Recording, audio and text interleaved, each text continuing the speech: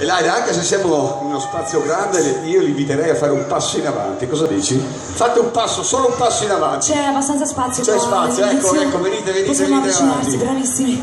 Così siamo anche un po' più caldi, ciao. Buonasera. Sì, allora quest'anno ho avuto 2015 mi ha dato la possibilità di partecipare all'Eurovision a Vienna, ho partecipato qui nel mio paese, è stata una bellissima esperienza, voglio portare questa canzone stasera qua per voi, si chiama I'm Alive, let's go!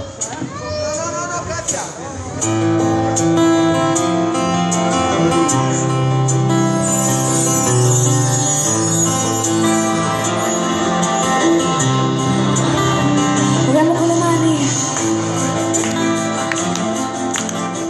dai, so che fa freddo.